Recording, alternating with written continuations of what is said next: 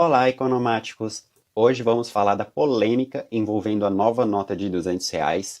Vamos responder aqui alguns questionamentos que vimos nas redes sociais e que respondemos através do nosso Instagram. O vídeo vai ser um pouquinho longo, mas a gente pede que você assista o vídeo até o final, porque você vai entender direitinho o que está acontecendo e porque vamos desmentir algumas teorias e afirmações que vêm circulando aí nas redes sociais, trazendo aqui contexto econômico, história, economia comportamental e dados, porque, enfim, os dados não mentem, quem mente é quem está lendo o dado. Aqui você vai entender essa polêmica com alguém que não vai mentir sobre os dados e que vai falar realmente o que está acontecendo para vocês.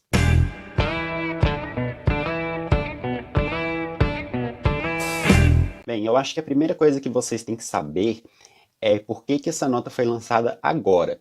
Vem acontecendo recentemente, tanto no Brasil como em outros países, um fenômeno chamado entesouramento. Por conta da crise global em que estamos vivendo, que gera bastante incerteza quanto ao futuro, as pessoas estão sacando mais dinheiro em espécie e mantendo esse dinheiro guardado. E é isso que é o entesouramento. As pessoas sacam o dinheiro por causa da insegurança com o sistema bancário.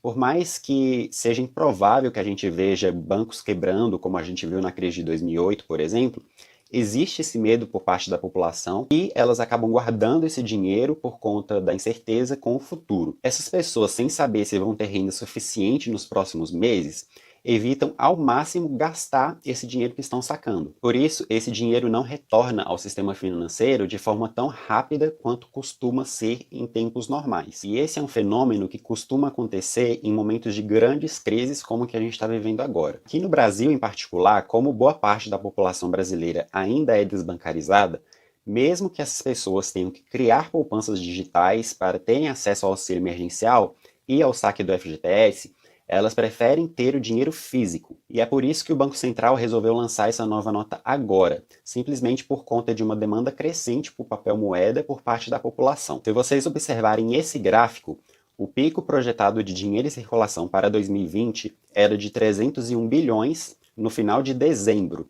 mas por conta da pandemia, esse montante já estava em 342 bilhões em julho. Ou seja, a população demandando muito mais dinheiro do que estava esperado nos planos do Banco Central. O Banco Central anunciou que vai imprimir 450 milhões de cédulas de R$ 200, o que significa um montante de 90 bilhões de reais. Agora, isso é bom ou ruim para a economia? É neutro, não é nem bom nem ruim. O Banco Central poderia decidir imprimir 90 bilhões de reais em cédulas de 100, mas ele resolveu imprimir em cédulas de 200. O que isso afeta, no final das contas, é o custo e o tempo de produção.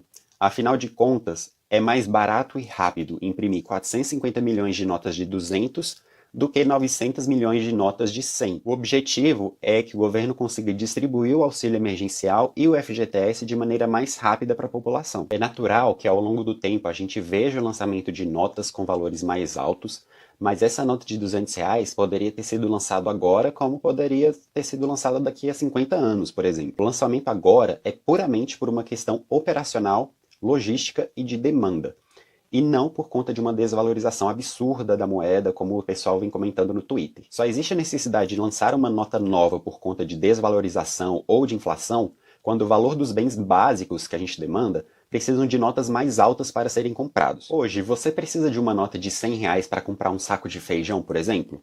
Se você não precisa de uma nota de 100, você também não precisa de uma nota de 200. É claro que você compra menos coisas com R$ 100 hoje do que você comprava no início dos anos 2000, mas ainda dá para comprar um volume considerável de bens com uma nota de R$ 100. O que eu quero dizer é que o real não perdeu o poder de compra a ponto de justificar a criação de uma nota de R$ 200. E isso também não afeta em nada a agenda do Banco Central de modernizar os meios de pagamento eletrônicos, visto que ele está simplesmente atendendo uma demanda da população por mais papel moeda. Lembrando que, mesmo com os meios digitais de pagamento, as pessoas continuam usando papel moeda. Até mesmo naqueles países em que esses meios de pagamento já estão mais desenvolvidos, a população não deixou o papel moeda de lado totalmente. Agora, uma pergunta que muitos fizeram é se a impressão dessa nova nota pode gerar inflação.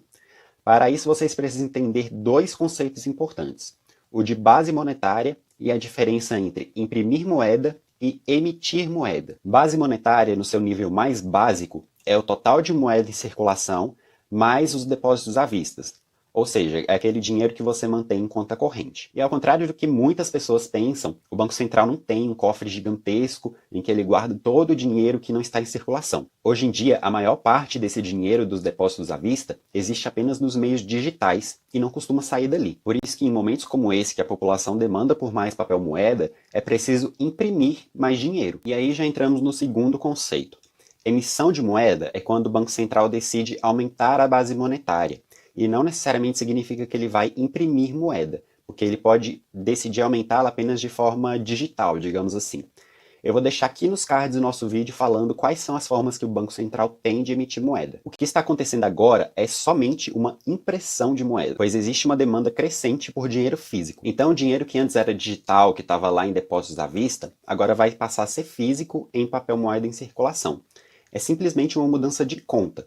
Ou seja, não vai alterar a base monetária que a gente tem hoje. Agora vamos para uma didática para vocês entenderem de maneira mais fácil esses conceitos de base monetária, de emissão e impressão de moeda. Vamos supor que eu seja o único indivíduo de uma economia que só tenha eu e o governo, por exemplo. E aí vamos supor que eu tenha aqui R$5 em papel moeda e R$5 em depósitos à vista que está na minha conta bancária. Então, nesse exemplo, a base monetária da economia vai ser de R$10. Agora, vamos supor que eu queira sacar esses R$5. Para o banco conseguir entregar esse dinheiro para mim, esse dinheiro tem que ser impresso para eu poder sacar. Então, o governo vai imprimir uma nota de R$5 e aí eu vou ter duas notas de R$5, né, que vai totalizar os R$10. E, nesse caso, houve uma impressão de moeda, mas vocês percebem que a minha base monetária continuou em R$10? Agora vamos voltar ao nosso exemplo inicial. Vamos supor, eu tenho lá a minha nota de R$5 em papel moeda e eu tenho R$5 em depósito à vista. Então a base monetária dessa economia está em R$10. Agora vamos imaginar que o governo precisa me fazer algum pagamento, qualquer motivo que seja, vamos supor que seja um auxílio. Nesse exemplo super hipotético que só tem eu na economia, o governo não tem outra forma de se financiar que não seja emitindo nova moeda. Então, para ele me fazer esse pagamento, ele vai ter que necessariamente emitir mais dinheiro. Vamos supor que esse pagamento seja de R$20, por exemplo. Então, o que ele pode fazer? Ele vai emitir moeda de maneira digital e aí ele credita esses R$20 na minha conta bancária. Então, agora, eu vou ter os R$5 físico e mais R$25 em depósito à vista. Beleza? Então a minha base monetária, que antes era 10, passou a ser 30. E isso é emissão de moeda, é a expansão da base monetária. E aí o que acontece? Para eu conseguir sacar esse dinheiro, ter esse dinheiro físico, o governo vai precisar imprimir moeda. Então percebam, no primeiro momento ele não imprimiu, ele simplesmente emitiu moeda. Agora, para eu sacar e ter ele físico, esse dinheiro precisa ser impresso. Então ele vai lá, imprime uma nota de R$20 para eu conseguir ter uma nota de R$20 física e uma nota de R$5 física. E mantenho aqui meus R$5 depósito à vista. Então percebam, a base monetária foi para R$30 e quando eu saquei esses R$20, ela continuou em R$30. Houve uma expansão da base monetária, mas para eu conseguir sacar esse dinheiro, ele teve que imprimir moeda. Então, de novo, nessa base monetária nova, quando eu saquei os R$20, eu não alterei a base que agora é 30. Entendeu? Agora, o que pode causar inflação é o aumento da base monetária sem controle, como que a gente via ali nos anos 80 e 90. Mas essa nota de R$200 não tem o objetivo de aumentar essa base monetária que está em vigor hoje. É que nem eu falei, o governo poderia simplesmente ter decidido emitir moeda de maneira digital, sem imprimir moeda, ou mesmo se ele decidisse imprimir moeda, ele poderia ter feito isso com as moedas que já existem hoje, ele precisava criar uma nova nota para isso. Ele criou simplesmente por uma questão operacional, para reduzir custo e imprimir isso de forma mais rápida. Por conta da pandemia, as pessoas estão consumindo menos, então a perspectiva é de que a inflação permaneça estável, mesmo com o aumento da base monetária que aconteceu do começo do ano para cá, por conta dos gastos que o governo teve com a pandemia. No futuro, com a redução e a estabilização da demanda por papel moeda, o Banco Central vai recolhendo essas notas que estão em circulação, até porque esse dinheiro vai retornando ao sistema financeiro, e ele pode também fazer políticas para reduzir a base monetária, se o contexto econômico assim pedir. A inflação é algo necessário para o funcionamento da economia. A gente sempre quer que a nossa renda aumente ao longo do tempo, certo? Então, todo ano mesmo existe aquela expectativa em cima para saber qual vai ser o aumento do salário mínimo, por exemplo. Mas quando a gente ganha mais, a gente demanda mais bens. E quando a nossa renda aumenta de forma mais acelerada, a indústria nem sempre é capaz de suprir toda a nossa demanda na mesma velocidade do aumento da nossa renda.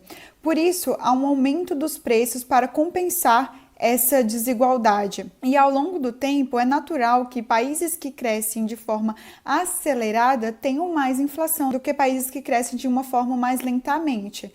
A inflação controlada é natural à economia e não uma doença como muitos dizem por aí. O que seria uma doença seria um derivado da inflação, como por exemplo a hiperinflação ou a deflação. Uma associação com a biologia, de novo, seria o colesterol. Nós temos o colesterol chamado bom e o colesterol chamado ruim. Não sou médico ou nutricionista, é apenas para te mostrar que o nosso organismo sim precisa ter um nível de colesterol ali no nosso corpo para manter o equilíbrio e também manter controlado esse nível de colesterol que a gente tem. E da mesma forma é a economia, a gente precisa ter um nível de inflação para manter o equilíbrio e também deixar essa inflação em níveis controlados. O que causa a inflação, como já falamos aqui no vídeo, é a quantidade de moeda em circulação na economia e as expectativas de inflação futura. Sim, a inflação afeta a própria inflação. O Brasil viveu um contexto muito forte nos anos 80 de expectativa de inflação futura, justamente por conta do congelamento de preços praticado na época. Nós sim, estamos vivendo uma crise econômica global. Vou deixar o vídeo sobre esse assunto aqui nos cards para quem não assistiu ir lá ver. Porém, o grande questionamento que a gente recebeu nas nossas redes sociais e a gente reparou também no Twitter, no Facebook, eram referentes à inflação e à pressão inflacionária que essa tal nota de R$ 200 indicava. É compreensível esse pensamento das pessoas em relação à inflação, tá? Justamente por conta desse histórico que o Brasil tem com a inflação. Essa época realmente foi uma confusão. A gente teve 5 trocas de moeda em um prazo muito curto do tempo. Tivemos 5 moedas em um prazo ali de 30 anos. E nessa época era necessário criar novas notas de valores mais elevados, justamente para poder facilitar nas transações devido ao aumento dos preços. Mas o contexto entre o passado e o presente são muito diferentes. Uma coisa é uma nota de valor mais alta ser criada em poucos meses por conta da hiperinflação, que acontecia naquela época, e outra coisa é uma nova nota ser criada depois de 26 anos da implementação do Plano Real e por conta simplesmente de uma questão de demanda por papel moeda. Quando o Brasil vivia essa batalha contra a inflação, estávamos enfrentando crises de oferta causada pelos 2 choques do petróleo. E essas 2 crises fizeram com que a gente tomasse decisões de política de desenvolvimento e decisões econômicas que foram extremamente mal executadas. E aí acabou dando no que deu. Hoje, com a crise em virtude da pandemia, enfrentamos um choque de demanda global. Então, não é mais um choque de oferta. A origem do problema é uma origem diferente. O Brasil viveu um contexto, sim, muito forte nos anos 80 e nos anos 90 de expectativa de inflação futura em função de políticas mal executadas, como, por exemplo, o congelamento de preços, bem polêmico. E hoje, a expectativa de inflação futura é de 1,67% para 2020 e de 3% para 2021, que para um país como o Brasil é ok, é aceitável. Só que naquela época a gente tinha uma inflação, para vocês terem uma ideia, de 80% em um prazo ali de um mês. Por isso que as pessoas corriam para o mercado para fazer estocagem de itens básicos, porque sabiam que assim que descongelassem, os preços iriam dar um salto para cima. Nesse ano de 2020, para vocês terem uma ideia, nos meses de março e abril observamos deflação aqui na economia brasileira. De novo, em função do choque de demanda, ou seja, as pessoas estão consumindo menos, os países estão consumindo menos. E outra coisa que distingue o passado do presente é o nível de taxa de juros, que no período pós-choque do petróleo, globalmente, era um nível de juros muito alto, justamente para tentar conter a inflação da época. E hoje, os juros estão em níveis globais extremamente baixos, e a gente tem ali os países como Estados Unidos com taxa de juros próxima a zero, e o Banco Central Europeu está com uma taxa de juros negativa, para vocês terem uma noção, uma taxa de juros de menos 0,5%. O principal fator da crise da hiperinflação no Brasil era a deterioração das nossas contas públicas. A gente usufruiu do alto volume de moeda em circulação na economia global daquela época, proporcionado justamente pelos países produtores de petróleo, para se endividar externamente e continuar com o alto crescimento que a gente estava vivendo ali no chamado milagre econômico dos anos 60. Porém, com o aumento da taxa de juros como uma medida para conter o nível de inflação e a diminuição das nossas reservas cambiais em função da nossa desvalorização da moeda, a gente não conseguiu pagar as nossas dívidas e declaramos em 1987 a moratória da dívida externa brasileira, que é basicamente falar assim: olha, eu não tenho como pagar vocês. Isso tudo que eu falei é um pequeno resumo do que assombrava a gente naquela época, tá? E vale ressaltar aqui que aquela crise toda foi agravada simplesmente pelas más escolhas políticas e econômicas que a gente fez em função de interesses políticos. Ou seja, um período muito louco mesmo, muito estranho e muito bizarro. Tá, mas a gente não tá vivendo um contexto bizarro hoje também? Sim, estamos sim. Porém, extremamente diferente do que era essa época toda que eu descrevi para vocês, a começar pela origem, que uma foi desencadeada pela questão da oferta e hoje pela questão da demanda. E depois de tudo isso, se você ainda está com a impressão de que essa tal notinha de R$ 200 vai causar algum tipo de efeito na economia e na inflação, apenas lembrando que no Brasil o Banco Central trabalha com o chamado sistema de metas para inflação. O que é esse sistema de metas? O sistema de metas é uma ferramenta de política econômica monetária que foi criado justamente para que os países conseguissem manter a inflação ali em níveis baixos e níveis controláveis. E foi adotado aqui no Brasil pelo Banco Central do Brasil em 1999, justamente como ferramenta para prever o descontrole da inflação no Brasil, como houve na década anterior. E respondendo a maioria das perguntas que a gente recebeu no nosso Instagram, a função da moeda de R$ 200 é exatamente essa, de poder entregar o auxílio emergencial para as pessoas. Só isso. O Brasil é um país de tamanho continental, com uma população desbancarizada e carente de educação. Então não dá para a gente pensar que só porque você que está aí me assistindo agora, nesse vídeo, mal usa hoje em dia papel moeda para fazer transações. Eu também, eu mal uso papel moeda para fazer transações. Eu só faço pagamentos via TED, via cartão de crédito, via cartão de débito. Realmente eu não demando por papel moeda, mas a realidade do Brasil hoje não é essa bolha que, no caso, eu vivo e que outras pessoas também vivem, em que a gente viu criticando essa moeda de R$ 200, simplesmente olhando para esse lado do tipo, eu não uso papel moeda, então para que o Banco Central está lançando uma nota de R$ 200? Porém, como eu falei, as pessoas, o resto da população do Brasil é uma população desbancarizada, então as pessoas estão demandando hoje por papel moeda, e essa demanda teve um aumento muito expressivo durante a pandemia, como evidenciado pelo próprio Banco Central no dia da apresentação da novidade da cédula de R$ 200. E é a obrigação do Banco Central atender essa demanda. E dando outro exemplo para quem ainda está questionando por mais motivos para o lançamento da moeda de R$ 200, eu vou dar um exemplo bem didático aqui para vocês sobre a funcionalidade desta cédula. O Brasil imprimiu em maio, para vocês terem uma ideia, 9 bilhões durante a pandemia. Imagina agora toda a logística para fazer com que esse dinheiro saia da Casa da Moeda e chegue em cada agência da Caixa espalhada pelo Brasil para que a população consiga ir lá e fazer o saque do seu auxílio emergencial e do seu FGTS. O conceito que eu vou trazer aqui para vocês é bem básico e é bem didático. Ao invés do Banco Central precisar de, por exemplo, aqui um exemplo nosso, tá? De 5 mil carros fortes para transportar o dinheiro, agora eles vão precisar da metade. Vão precisar, por exemplo, de 2.500 carros fortes, pois com o mesmo espaço e o valor que antes a gente transportava notas de 100, agora a gente vai conseguir transportar nota de 200. E, de novo, não levem esse exemplo ao pé da letra. É só uma maneira de deixar a lógica mais didática que possível para o entendimento de quem está assistindo esse vídeo. Como vocês viram, a emissão dessa nota não gera nenhum efeito na economia, tá? Nem positivo e nem negativo, é algo simplesmente neutro. Agora, coisas que eu vi nas redes sociais e que vejo como um problema nessa questão toda é a politização desse papel de R$ 200. Não é porque a nota vai ser lançada aqui agora no governo Bolsonaro ou quem quer que seja, que é algo automaticamente ruim. A gente precisa ser mais pragmático, saber separar as coisas. Existem várias coisas dentro de um governo que a gente tem que debater sim e até mesmo condenar.